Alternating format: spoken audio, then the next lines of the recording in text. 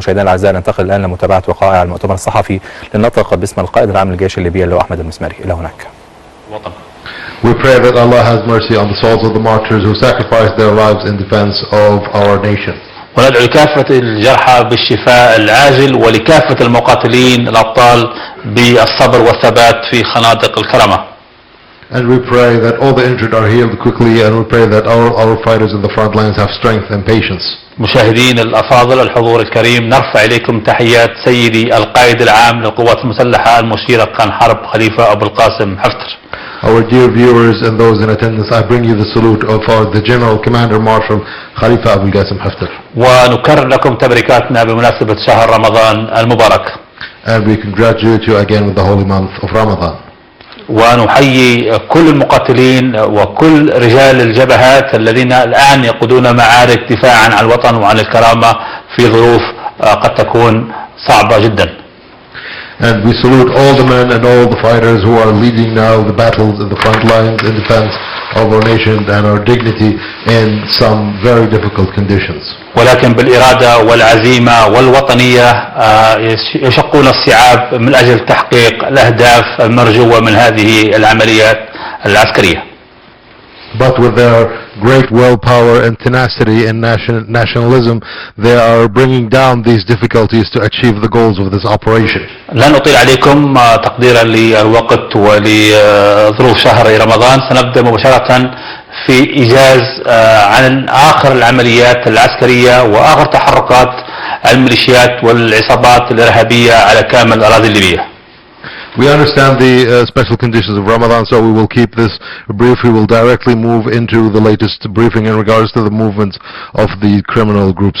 حيث لاحظنا مع تصاعد العمليات في طرابلس والبدء في المرحلة الثانية وانهزام وانهيار خطوة الدفاع لجماعات الإرهابية. We've noticed with the start of the second phase of the operations in Tripoli and the collapse of the lines of the enemy groups. تحرك لتنظيم داعش في الصحراء جنوب الغربي. We've noticed movement of ISIS forces in the desert in the southwest. إذا نرجع الآن إلى الخريطة. We look here at the map. هذه خريطة الجنوب الغربي، سبها ومنطقة غدوة طراغن أم الأرانب. This is a map of the southwestern desert, the area of Sabha, Tragan and Amaran. في هذا الاتجاه مرزق وبقية وادي عتبة وبقية المناطق. And here you can see Murzik and the valley of Atba and the rest of the areas. لاحظنا تقدم مجموعات أو تحرك مجموعات لتنظيم داعش في هذه المنطقة تستهدف التجمعات السكانية وتستهدف نقاط التأمين في هذه المنطقة. We've noticed movements of ISIS affiliated forces here in this region targeting civilian and key facilities. قاموا بعدة هجمات في منطقة غدوة على طريق طراغن سبها. They've made multiple attacks in the Ghadwa region on the road between Sabha and Tragan. وقاموا بالهجوم على مركز تدريب في سبها. And they've attacked the training center in Sabha. ولكن المقام الموحد لكل هذه العمليات هو انهزامهم واندثارهم بعد كل عملية وملاحقة القوات المسلحة أو السرايا المكلفة بالحماية لهم في عمق الصحراء. But the only common factor between all these attacks that they've been repelled and defeated and pursued non-stop by the forces assigned for the protection of these areas. نجحت القوات المسلحة في طرد تنظيم داعش من الساحل الليبي، زجت بهم نحو الصحراء. الآن أصبحوا في قطعان صغيرة تتجول وترتكب في جرائم ضد الإنسانية في هذه المنطقة. The armed forces was able to push ISIS forces away from the coast and deep into the desert, and now they move in small herds committing attacks and crimes against humanity. الهدف من هذا التهديد الأمني هو إشغال أو إحداث انشغال القوات المسلحة خلف عمليات تحرير أو تأمين العاصمة طرابلس. And the goal of these attacks is to create a diversion behind the lines of the forces that are participating in the operation to liberate Tripoli. ولكن القيادة العامة وغرف العمليات لديها حسابات دقيقة في هذا الجانب، ونحن نعرف أن منطقة الجنوب لا زالت بها جيوب قد تشكل تهديد أمني للسكان وللقوات المسلحة. but the general command in the operations rooms have accurate calculations for these and precautions for these attacks. We know that there are pockets in the south that could constitute a threat to the armed forces and the civilians. وبالتالي لم نعلن حتى الساعة عن انتهاء العمليات العسكرية في الجنوب الغربي. And for this reason we haven't announced yet the end of operations in the southwest. والعمليات مستمرة والمتابعة والمراقبة مستمرة، ولدينا الخطط الكفيلة بالسيطرة الكاملة وتأمين كل المنطقة حتى تلك المناطق الصحراوية الصعبة التي تقع جنوب منطقة سبح. And so the operations are ongoing, and we are continuously observing the situations and operating to secure the region, especially in the southwest and south of Sabha. هؤلاء المجرمين يستفيدون من الفراغ الكبير في هذه الصحراء، وخاصة على الحدود الليبية التشادية. عند الضغط عليهم داخل الأراضي الليبية يقومون بالدخول داخل تشاد وإلى النيجر وإلى السودان. These criminals are benefiting from the great spaces and the Libyan Chadian borders. Whenever they are pressured by our forces, they retreat into Chadian territory or Niger territory. الآن نعود بكم إلى خريطة العمليات في طرابلس قوات البرية. Now we return to the ground forces and operations in Tripoli. هذه هي خريطة العمليات بصفة عامة. لا زالت قواتنا المسلحة تنفذ الواجبات القتالية بحرفية عالية ومستفيدة من الدروس السابقة في معركة بنغازي ومعركة درنا. لا زالت تقوم بتحطيم المجموعات والميليشيات الإرهابية خارج العاصمة في عدة محاور متحركة الآن، وكل هذه المحاور تعتبر عملية إخراج الإرهابيين من داخل العاصمة إلى أماكن أكثر انفتاحا وأكثر ملائمة للعمليات البرية والجوية، وبعد ذلك يتم القضاء عليها. Our forces are continuing with great accuracy and tenacity their operations in Tripoli, making use of lessons learned in our previous operations. We're destroying these groups outside of the capital, Tripoli, in multiple mobile axes, and in all these axes we are aiming on drawing out these groups to more open spaces to make them move them away from civilians, make them more susceptible to attacks and shelling and airstrikes. الميليشيات بدأت تتلاشى تماما بعد مقتل قيادات من هذه الميليشيات، وبعد تدمير معسكرات ومخازن ومستودعات أسلحة وذخائر في عدة أماكن تم تدميرها، وبالتالي هناك ميليشيات بدأت تندثر وبدأت تختفي من الساحة. And so there are multiple militias that are beginning to disappear from the scene after we've eliminated their leadership and we've destroyed their camps and weapons and ammo caches. They've begun to disappear from the scene. المعركة تسير بشكل ممتاز جدا. الوحدات بالكامل تؤدي في الواجب القتالي على أكمل وجه. التنسيق القيادي والسيطرة ما بين غرف العمليات، غرفة العمليات الرئيسية والغرف الفرعية يتم بكل سلاسة ويتم حسب المنهجية التعبوية للقتال داخل الأماكن المزدحمة بالسكان والأماكن الشبه مزدحمة بالسكان. And so the operation is continuing with an excellent pace. Our units are performing their duties to their fullest potential. There is excellent coordination between the main operations room and the sub-operations room, ensuring that mobilization is done correctly in accordance with strategies for combat in regions which are full of civilians or semi-full of civilians. المتغير الجديد في المعركة بعد اسقاط مجموعة من طائرات العدو وإعطاء طائرات أخرى، رأينا من اليوم الأمس إلى اليوم استخدام طائرات بدون طيار تركية في الغارات على تجمعات أو على أماكن داخل أو أماكن تحت سيطرة قواتنا المسلحة. And so the new change that we've noticed recently is that after we shot down enemy fighters and we've destroyed some of them on the ground, the enemy has begun to use unmanned drones Turkish-made unmanned drones to attack locations under the control of our forces. إذن الإرهابي المأجور أردوغان الآن يقوم بالزج بتقنياته العسكرية في معركة الإرهاب وفي معركة داعما للإرهاب وداعما للميليشيات، ميليشيات المال العام، ميليشيات الإجرامية، وداعما للفوضى في ليبيا. And so the terrorist Erdogan is now putting forward his technology to support the terrorist groups, to support these militias, these embezzlers of public funds, these militias terrorizing the Libyan people. نحن نعلم تماما أن تأمين العاصمة طرابلس من الإرهاب ومن الميليشيات الإجرامية يعني تركيا ستخسر القاعدة المالية الكبيرة جدا التي تعوض بها في خسائرها المادية الآن في المحترك السياسي الدولي.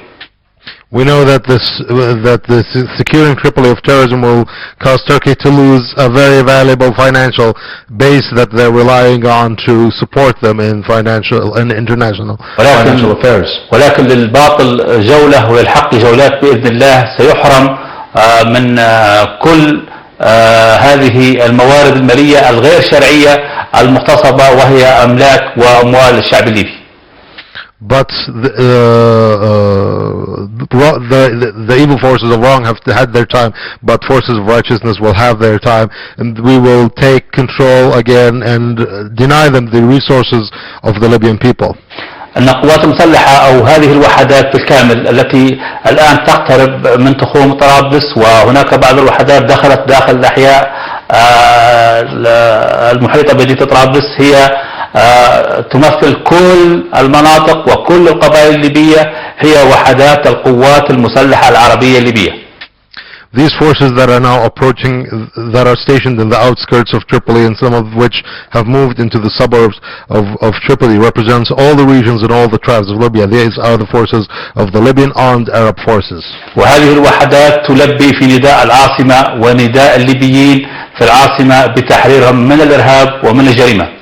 And these units are answering the call of the capital and the call of all Libyans to liberate them from crime and terrorism. لديهم أي أهداف أخرى إلا سحق الإرهابيين وسحق المجرمين وإنهاء الفوضى وإنفاذ القانون وبسط طفول الدولة على العاصمة، عاصمة ليبيا. They don't have any secret agendas. Their aim is to crush terrorism, to crush terrorists, and to put down the word of law and protect the sovereignty of the state. ضربة جوية الليلة البارحة، هناك ضربة جوية في منطقة قرية ناصر جنوب منطقة الزاوية بحوالي داخل خريطة الضربة الجوية الثانية،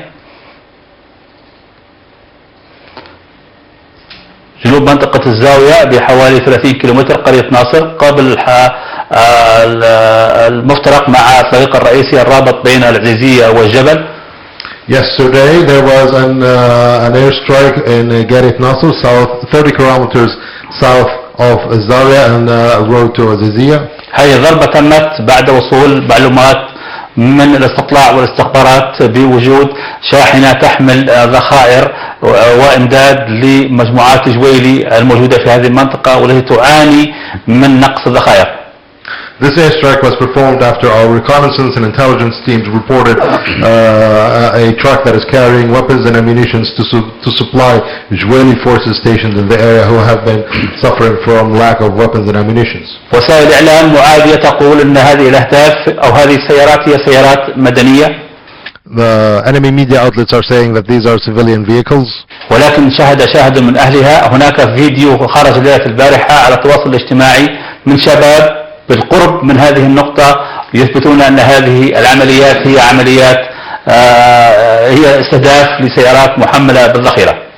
But one of them was our own witness that a video appeared from that area last night that confirms that these vehicles were not civilian vehicles, but in fact were carrying weapons and ammunition.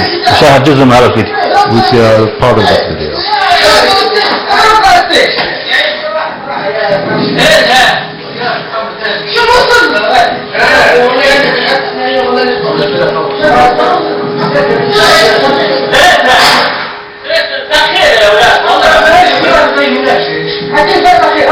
We can hear the people in the video saying, "This is this is ammunition."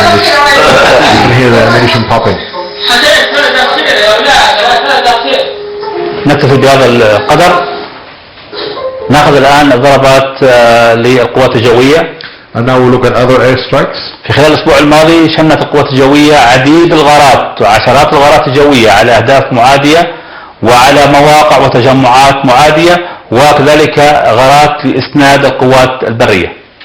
Over the past week, there were tens of air strikes by our Air Force on enemy gathering locations, enemy targets, and in support of our ground forces. عشرات الأهداف تم تدميرها سواء تجمعات وآليات ومدرعات وكذلك مخازن الذخيرة. Tens of targets were destroyed, enemy forces gatherings, military vehicles, armored vehicles, and weapons and ammo. من منطقة بير الغنم شرق منطقة بير الغنم حوالي 9 كيلومتر في هذه المزارع تم استهداف مجموعة معادية في منطقة الكسرات في منطقة العزيزية. هذا الخط بالكامل شهد خلال الأسبوع الماضي عديد الضربات الجوية. In 9 kilometers west of Bir Ghanam, a gathering of enemy forces was struck in Aziziyah and Kassarat as well. This entire region's enemy forces were bombed there. ضربات في طريق العزيزية طرابلس في منطقة السعدية في منطقة في عند كوبري الزهرة كوبري السواني في هذه المنطقة محلة الرملة. في هذه المنطقة شهدت العديد من الغارات الجوية لسحق ما تبقى من ميليشيات إرهابية تابعة للمجرم أسامة الجويلي وتابعة للإرهابي القاعدي أبو عبيدة الزاوي. So multiple airstrikes were done in the road leading from Aziziyah to Tripoli in Sa'diya, in Kubrizar and Suwani. These multiple airstrikes targeted forces that are loyal to the criminal Juwaili and to the terrorist Abu Ubaidah. بالإضافة لضربات جوية في طريق غوط الرمان في محيط تاجورة في عين زارة في منطقة اليرموك كلها شهدت ضربات جوية. And multiple other airstrikes in Ghot al-Ramman, the outskirts of Tajura and Eid Zara and Bir Ramman. وبدأ الشعور لدى الميليشيات بالهزيمة بدأ يطغى على كل مواقعهم وعلى كل قنواتهم الإعلامية وكثر الكلام والصراخ على وسائل الإعلام يدل أن المعركة بدأت بدأوا في توجه نحو الهزيمة. And so this feeling of defeat is beginning to take over the enemy forces. It has already taken over their media outlets and their websites, and all this screaming is only cluing us into their feeling of defeat. نعود إلى حادثة وقعت قبل أيام. لعل المنظمة العالمية للطيران المدني والمنظمة العالمية للنقل الجوي يكون لها رأي ويكون لها سؤال رسمي وسؤال يوجه إلى الخطوط الجوية الليبية. And so we will discuss an incident that happened a few days ago based on which maybe the international flight authorities would have an official question that could be directed at the Libyan airlines. لماذا خطف الكابتن طيار نوري الأطرش؟ Why was Captain Nouri al-Atrash kidnapped? سألوا لكم القصة التي بسببها تم خطف هذا الطيار وإخفائه نهائيا. I will tell you the story of why this pilot was kidnapped and completely hidden. وهذه الحقيقة هي التي يجب حقيقة كنا نتمنى أننا نتحدث عن شركة ليبية مملوكة للشعب الليبي تقوم بنقل أسلحة وذخائر وقد تكون متفجرات قد تكون صواريخ قد تكون طيار بدون طيار نقلها من تركيا من خليفة أردوغان الإرهابي إلى إرهابي مصراتها. And unfortunately we were hoping that this wouldn't be true, that a Libyan-owned public company is transporting weapons, maybe ammunitions, maybe unmanned pilots from Turkey, from the Caliphate or Erdogan here to support terrorists. الطيار كابتن نوري الأطرش هو طيار على الإيرباص 330 التابعة للخطوط الجوية الليبية.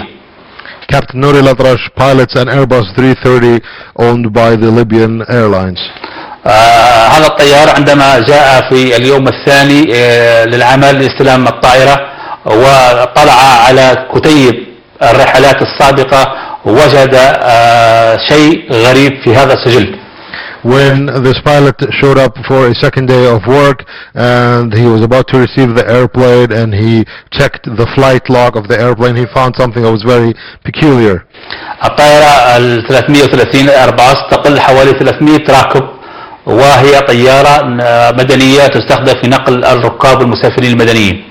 This airplane, the Airbus 330, could transport 300 passengers. It is a civilian airplane used primarily to transport civilians. هذه الطائرة أقلعت من مطار معتيقة في رحلة أعلن على أساس أنها لشخصيات مهمة. This airplane took off from Atiga Airport in a flight that was designated as a VIP flight. VIP. A VIP flight. ولكن الرحلة بعد اطلاع على السجل وجد أن الطائرة أقلعت من مطار معتيقة نحو تركيا بالطاقم الخاص بالطائرة فقط. But after checking the log, it was apparent that the plane took over from Maitiga's airport only with the flight crew. وتم تزويدها بوقود كامل. And was fully supplied of oil, of gas. وعندما وصلت لتركيا تم توجيهها لمطار غير المطار المدرج على كتيب الطائرة. And after it went to Turkey, it was directed to another airport instead of the planned route airport. وتم شحن بضاعة مشبوهة، قد تكون ذخائر، قد تكون أسلحة، صواريخ، معدات حربية في الطائرة. And the suspicious cargo was loaded onto the plane. Could be ammunition, weapons, unmanned drones, or anything. مما أجبر الكابتن الطائرة على إفراغ نصف الوقود. Which forced the captain to discharge half of the airplane's gas. حتى يتحصل على الوزن اللازم لإقلاع وهبوط الطائرة. To be able to get to the appropriate weight for the airplane to take off. وأقلعت الطائرة من ذلك المطار إلى مطار مصراتة. And it took off from that airport to Misrata airport. ومن مصراتة بعد إفراغ الشحنة إلى مطار معتيقة. And after unloading the cargo, it took off from Misrata to Maitika. الطيار كابتن نوري الأطرش جاء لاستلام الطائرة في اليوم الثاني فوجد هذه المعلومات في سجل الطائرة. The captain Nuri Latrash came to receive the airplane on the following day and found out this information. قد يكون تساءل على هذه الرحلة وعلى ماذا حملت هذه الطائرة. And maybe he raised questions about this flight and about the cargo of the flight. وبعد ذلك تم اختطافه بشكل مباشر. And then immediately he was kidnapped that night. هنا أضاع المجتمع الدولي وخاصة مجلس الأمن، لجنة العقوبات، بعثة الأمم المتحدة، وأولا قبل كل شيء الشعب الليبي أمام الحقيقة أن الآن خط مفتوح جوي وبحري ما بين تركيا ومصراتة.